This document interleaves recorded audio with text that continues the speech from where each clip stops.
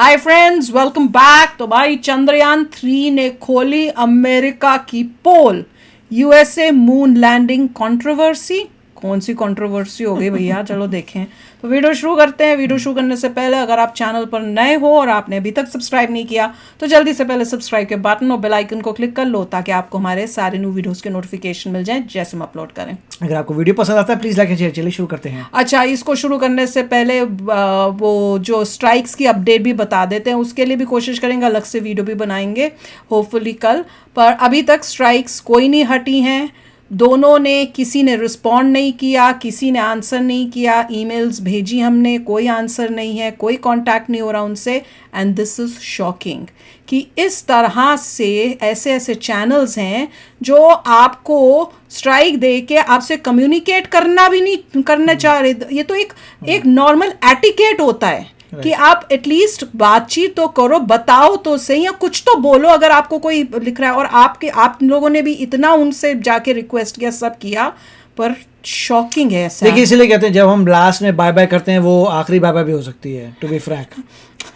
दुख भी हो रहा है। आप वही है, जो भी आप वीडियो देख रहे हैं, that could be the last one. Who knows? That could be the last one. क्या पता। बस ट्राई करते जाओ। हमने भी यहाँ से अपनी तरफ से ट्राई की हैं, आप भी करते जाओ, उनके वीडियोस में डालो। मुझे तो लग रहा है कई तो उनमें से एक चैनल्स जो है वो कमेंट्स भी आप लोगों के शायद डिलीट कर रहे हैं। आपके थ्रू पता चला है मुझे। हाँ, उनको कोई फर्क नहीं पड़ा कि हमने किसी चैनल को जो है ऐसे स्ट्राइक दे दी है और वो आप बात करने की कोशिश कर रहे हैं, वो भी एक इंडियन चैनल। हाँ, इतने पाकिस्तानी चैनल्स हैं जो रिएक्शन करते हैं, कोई स्ट्राइक नहीं, कुछ नहीं। और एक इंडियन चैनल को, जो सच्चा चैनल है, जो अपनी कंट्री को प्यार करते हैं, वो लोग कर रहे हैं, उनको आप स्ट्राइक दे रहे हो। और जो नकली लोग हैं, फ्रॉड रिएक्शंस करते हैं, इंडिया का पैसा लेके बैठ रहे हैं, उनके लिए भैया, आपके लिए, इनके लोग बहुत प्यार जाग रहे हैं सबके लिए। देख के शौक लगता है कि क्या चल रहा है हमारे ही देश में। तो चलो वीडियो शुरू करते हैं।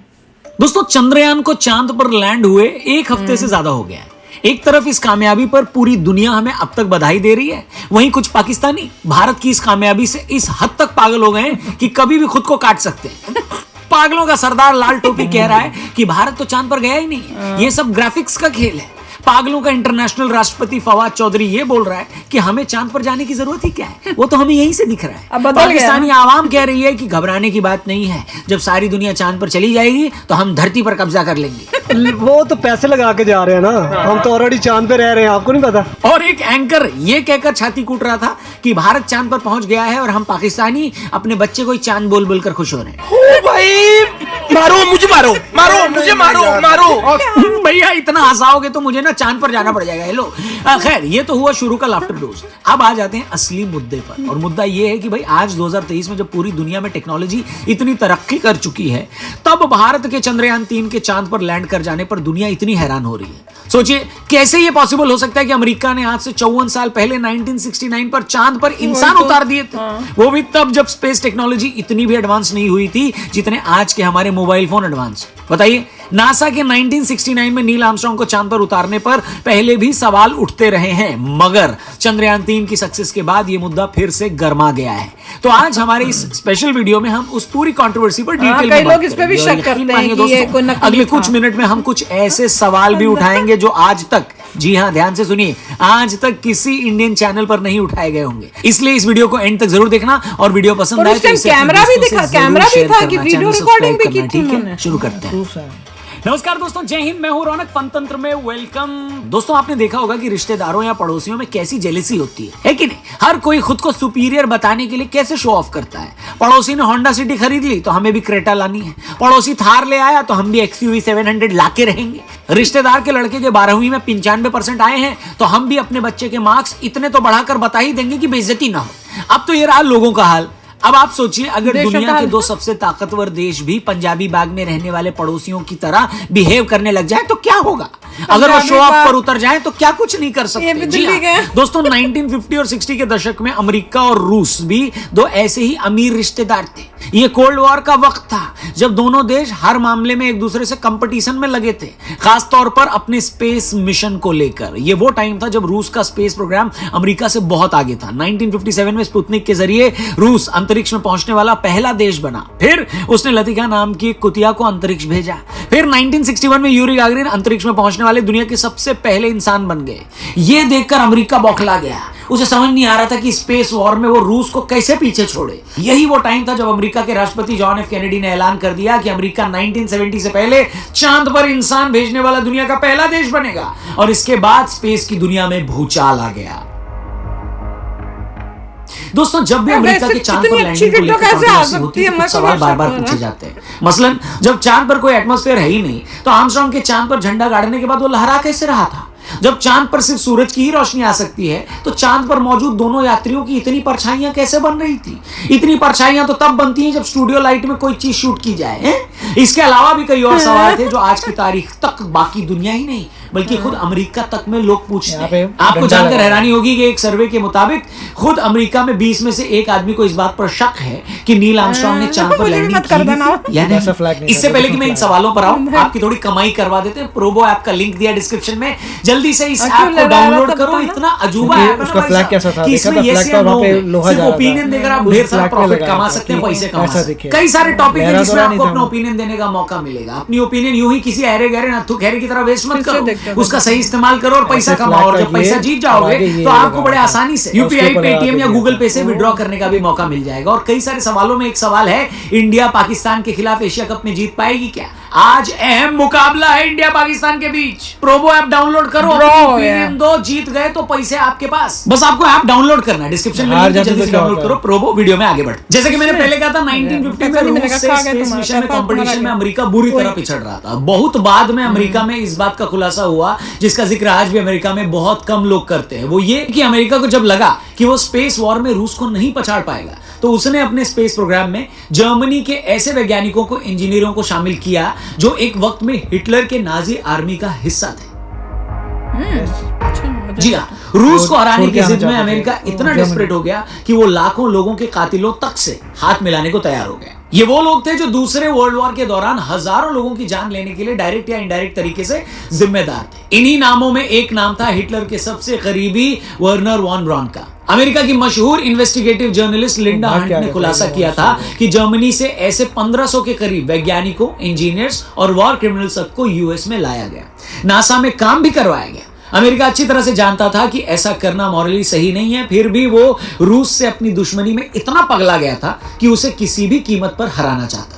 उसे इस बात का पता था कि हिटलर की नाजी सरकार में ऐसे लोग थे जो स्पेस टेक्नोलॉजी में अमेरिकी वैज्ञानिकों से बहुत आगे की समझ रखते थे। उसे यह भी पता था कि ऐसे लोगों की टेक्नोलॉजिकल नॉलेज का फायदा उठाकर वो स्पेस वॉर में रूस को पीछे छोड़ सकता है, और उसने ऐसा किया भी। मतलब इससे बड़ा दोगलापन और क्या हो सकता है कि जो अमेरिका आज पूरी दुनिया को ह्यूमन राइट्स से लेकर बाकी मॉरल इश्यूज पर ज्ञान बांटता फिरता है, वो खुद अपनी सोच में इतना घिनौना रहा है कि रूस से झूठी अहंकार की लड़ाई जीतने के लिए उसने उन लोगों की मदद लेने में भी संकोच नहीं किया जो एक टाइम पर हजारों मासूम लोगों के कत्ल के जिम्मेदार थे। दुनिया चांद पर अमेरिका की लैंडिंग पर सवाल उठाती है, उसे दुनिया के इतिहास की सबसे बड़ी फेक न्यूज बताती है, मगर मेरी नजर में इन सबसे बड़ा गुनाह अमेरिका ने तब किया जब वो अपनी लड़ाई जीतने के लिए नाजियों की मदद लेने को भी तैयार हो गए। मुझे पता ही नहीं था।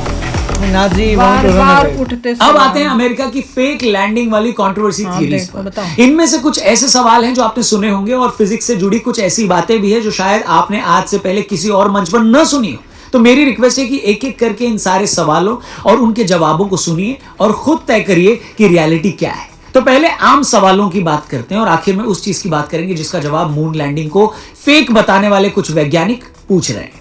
तो भैया सबसे पहले कि झंडा हिल क्यों रहा है? मून लैंडिंग को लेकर जो आम सवाल पूछा जाता है कि भैया जब चांद पर कोई एटमॉस्फेयर ही नहीं है तो जिन तस्वीरों में आर्मस्ट्रांग और उनका साथी वहां झंडा गाड़ रहे हैं वो हिल क्यों रहा है झंडा? इस हिलते हुए झंडे की तस्वीरें दिखाकर लोग सवाल खड़े करते हैं कि ये तस्वीरें चांद की नहीं, हॉलीवुड के किसी स्टूडियो की। इसकी सफाई में ये कहा गया कि अरे भाई वो झंडा हिल ही नहीं रहा है। दरअसल नासा के वैज्ञानिक भी जानते थे कि चांद पर एटमॉस्फेयर नहीं है, इसलिए झंडा सीधा नहीं टिकेगा।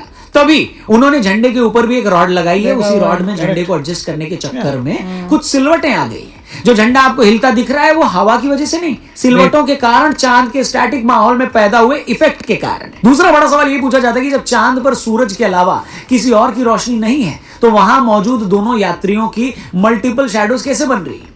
इस पर भी लोग कहते हैं कि भैया ये तो स्टूडियो लाइट की वजह से है। इस थ्योरी को खारिज करने वाले कहते हैं कि ऐसा नहीं है। दरअसल चांद पर सिर्फ सूरज की रोशनी है और दूसरी रोशनी चांद के सरफेस की है। तो जो मल्टीपल शैडोज बन रही है वो उसी चांद के सरफेस से निकलने वाली रोशनी से रिफ्लेक्ट Multiple होने की shadows वजह से मतलब? बन रही है। तीसरा सवाल पूछा जाता है कि दोनों यात्रियों की चांद पर खड़े होने की जो तस्वीरें दो लोगों की हैं हर उसमें एक की पीछे shadow। आसमान में तारे क्यों नहीं दिखाई दे रहे। इस बेस पर भी लोग पिक्चर्स को फेक बताते हैं। इस पर काउंटर आर्ग्यूमेंट ये है कि भाई जब यात्री चांद पर लैंड हुए तो वहां पर दिन था, इसलिए पीछे तारे नहीं दिखाई दे रहे।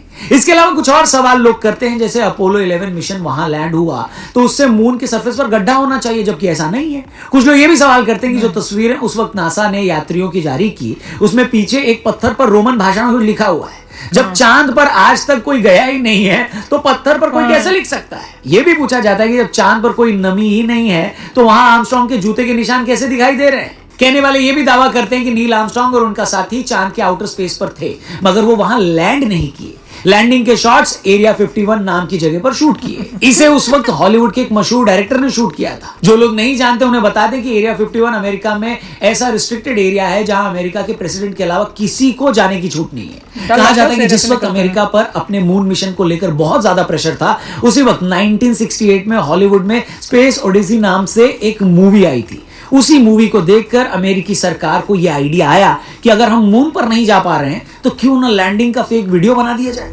कुछ इतना कोई नहीं कर सकता। तो ये कुछ ऐसे सवाल हैं जो आज भी नासा के अपोलो 11 मिशन को लेकर पूछे जाते हैं, जिन पर आज भी दुनिया में बहस होती है। मगर इन सब से परे हम कुछ ऐसे सवाल रखने वाले हैं जिस पर बहुत कम चर्चा होती है, लेकिन कुछ लोग इन्हें सबसे जरूरी सवाल मानते हैं। जो लोग आज भी इस मिशन पर सवाल उठाते हैं उनका पहला सवाल यह है कि धरती से चांद तक पहुंचने के लिए आपको हाईली चार्ज प्रोटॉन की 2 इंटेंस बेल्ट से गुजरना पड़ता है, जो इतना ज्यादा रेडिएशन छोड़ती हैं कि उसके आसपास से भी गुजरने पर एस्ट्रोनॉट जिंदा जल जाते हैं। ऐसे में अपोलो 11 में बैठे तीनों यात्री कैसे गुजर गए, यह बड़ी हैरानी की बात है। यह भी कहा जाता है कि अगर इस रेडिएशन से बचने के लिए अपोलो 11 के कैप्सूल पर लेड की शील्डिंग की जाती तो वो बहुत भारी हो जाता, जिससे वापसी के वक्त उसका टेक ऑफ करना मुश्किल हो जाता। लोग ये भी सवाल करते हैं कि जिस कैप्सूल में ये तीनों एस्ट्रोनॉट चांद पर गए थे उसकी शील्डिंग सिर्फ 3 इंच की थी, और इतनी कम शील्डिंग में तो वो तीनों रेडिएशन बेल्ट से गुजरते वक्त ही जलकर वहीं मर सकते थे। 1000 किलोमीटर पर मौजूद वैन एलन बेल्ट में काफी खतरनाक प्रोटॉन पार्टिकल्स, अल्फा पार्टिकल्स होते हैं, मगर आउटर बेल्ट जो 13,000 किलोमीटर पर है वो ज्यादा खतरनाक है। इलेक्ट्रॉन्स या बीटा पार्टिकल्स का दबाव वहां सबसे ज्यादा होता है। हो सकता है कि आप इनर बेल्ट से निकलकर पहुंच भी जाएं और रेडिएशन वाले रिंग को अवॉइड भी कर दें, लेकिन आप किसी कीमत पर आउटर बेल्ट से बचकर नहीं निकल सकते, क्योंकि वहां बीटा पार्टिकल फ्लक्स बहुत ज्यादा होता है और वो इतने ज्यादा खतरनाक होते हैं कि उनके कांटेक्ट में कुछ देर रहने पर ही आपकी चंद सेकंड में मौत हो सकती है। हैरानी की बात यह है कि रेडिएशन के इस लेवल के बारे में तो अब जाकर इतनी जानकारी हुई है। 1960 के दशक तक तो इस लेवल के खतरे का अंदाजा भी नहीं था। बावजूद इसके अपोलो 11 मिशन सक्सेसफुली चांद पर लैंड करता है। उससे 2 यात्री निकलते हैं, वहां से पत्थर और कुछ मिट्टी उठाते हैं, 1.5 घंटा वहां मटर गश्ती करते हैं और फिर चुपचाप स्पेस यान में बैठकर वापस आ जाते हैं। कोई कुछ भी कहे, मगर आज भी इस पर एक बार में यकीन करना तो मुश्किल है। क्या कहते हैं आप?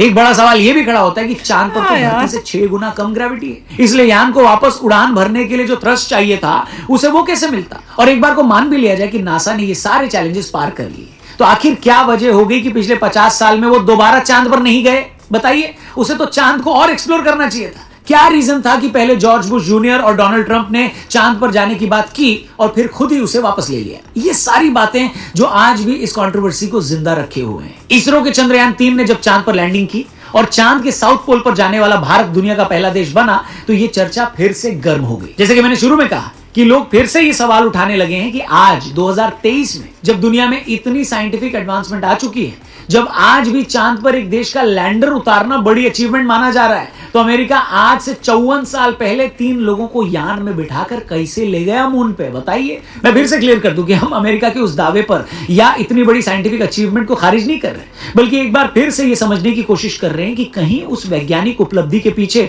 सच में कोई गड़बड़ तो नहीं थी। जैसे साइंस जब तक किसी चीज से पूरी तरह सेटिस्फाइड नहीं हो जाता तब तक वो सवाल करता रहता है, उसी तरह आपका और हमारा भी ये फर्ज है कि जब तक हमारा रैशनल माइंड किसी चीज से पूरी तरह कन्विंस न हो जाए, हमें भी तब तक सवाल करते रहना चाहिए। और आज के वीडियो का भी बस इतना ही मतलब था। उम्मीद है आपको हमारी ये कोशिश पसंद आई होगी। बाकी आपके जहन में इस मुद्दे को लेकर अगर कोई राय या थॉट है तो कमेंट बॉक्स में कमेंट जरूर करिएगा। यार क्या क्या यार, इतने सालों बाद अब इस पे भी डाउट हो रहा है। मेरे हिसाब से तो सच होगा, बताऊं क्यों? क्योंकि नासा अगर आप देखो जो अभी भी अकम्पलिशमेंट्स कर रहा है वो ऐसी ऐसी हैं जो और किसी कंट्री ने नहीं की है। अब जैसे हमने सन का देखा था कि सबसे करीब जो है सन के कौन है, नासा का ही है ना। एस्ट्रोनॉट्स पूरे स्पेसशिप में रहते हैं, आते हैं जाते हैं, बहुत कुछ होता इतना है। कुछ हो रहा है। उन्होंने पूरा अपना स्पेस स्टेशन बनाया हुआ है ऊपर, तो जो कि हमने इंडिया ने नहीं अभी अगर आप बनाया देखें हुआ। स्पेस स्टेशन में उसमें जिम है, उसमें एक्सरसाइज कर रहे हैं, ट्रेडमिलों में भाग रहे हैं। अब मतलब हम इंडिया भी तो जाएगा उस स्पेस स्टेशन के अंदर, eventually तो वो artificial हम लोगों से बहुत आगे निकले हुए थे। तो अगर हम अब गए हैं तो इसका मतलब वो उस टाइम जा चुके होंगे ह्यूमंस को लेकर। उसके दोबारा क्योंकि फंडिंग की बात है और उसके बाद और ये उनको था लगा होगा कि कुछ यूज उन्होंने नहीं कहा हो था रहा कि कोई शायद। यूज नहीं है। ये भी था कि और सारे प्लैनेट्स भी एक्सप्लोर करने हैं, मून के ऊपर ही लगे रहोगे तो इसलिए और प्लैनेट्स एक्सप्लोर, मतलब जो भी हो रहा है। तो मैं तो यही कहूँगा कि अभी जो है दोबारा एस्ट्रोनॉट्स लैंड करेंगे कुछ सालों बाद तो पता चल जाएगा फिर That's it. से। अगर वो कह रहे हैं कि इतने सारे प्रोटॉन रेज आ रही हैं तो अगर अभी भी कैसे लैंड कर रहे हैं। But most likely it is not a fake, मगर ये थ्योरी काफ़ी समय से चल रही है और वो कॉन्स्पिरेसी थ्योरी हर एक चीज़ के लिए होती है। क्योंकि अगर कोई ये कहे देखो मेरे लिए इतना डिफ़िकल्ट था तो तुमने इतने साल पहले कैसे कर लिया, जस्ट बिकॉज किसी के लिए डिफ़िकल्ट है इसका मतलब ये नहीं कह सके दूसरे के लिए क्यों उतना आसान था। नहीं, साथ में It ये can't भी be तो said. सोचना है कि अभी हमने जो एक वीडियो देखी थी उसमें बता रहे थे, सब एक्सप्लेन किया था कि जो हमारा गया है सन के बहुत पास नहीं L1 है। गया हाँ, L1 जो है आदित्य L1 वो कितनी अर्थ के पास है, वो तो ज्यादा पास जा ही नहीं रहा, क्योंकि अगर और इससे ज्यादा पास गए तो वो ही उसी को नुकसान हो जाएगा। पर अगर आप इसका देखो, नासा का देखो, वो कह रहे हैं सब कितने पास, और उसने किस तरह से उसको बनू के किया हुआ है कि वो इतनी क्लोज और प्रोटेक्टेड है, पता नहीं क्या शील्ड लगाई हुई और क्या किया हुआ है।